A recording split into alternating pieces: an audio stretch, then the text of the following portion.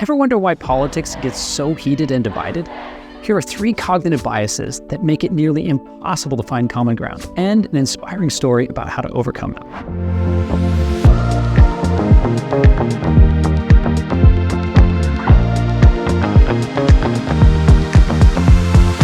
Let's go back to October 2020.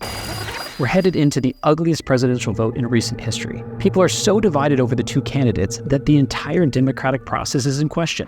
Will President Trump agree to leave if he loses the vote?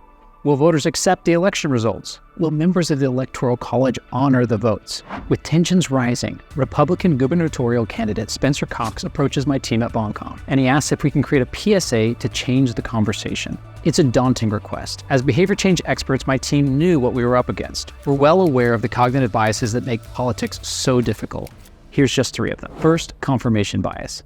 Confirmation bias makes us favor information that confirms our existing beliefs. It's what makes us follow people on social media that share our views and ignore valid counterpoints in political debates. Next, the in-group bias. This is when we cling to our group, our political tribe, our people, and in the process we overlook the merit in opposing groups' views. It's the classic us versus them way of thinking.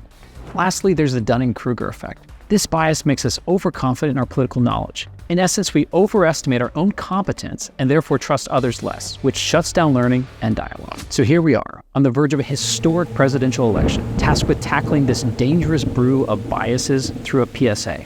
Luckily, we have an idea, a compelling but very risky one. Instead of defending the Republican Party line, Spencer Cox could put his own candidacy at risk by inviting his Democratic opponent to join him on a unified video message.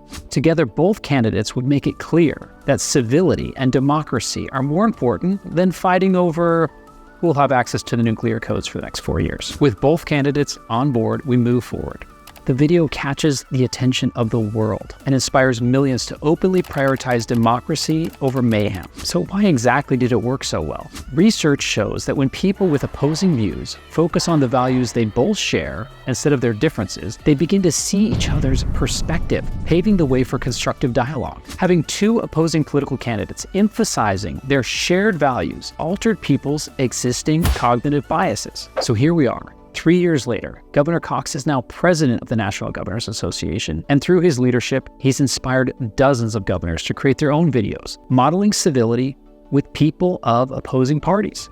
So will it work? It will, if we choose to vote for candidates that are committed to civility and collaboration with people that think differently than them. And it will work if voters learn to check our biases in favor of curiosity.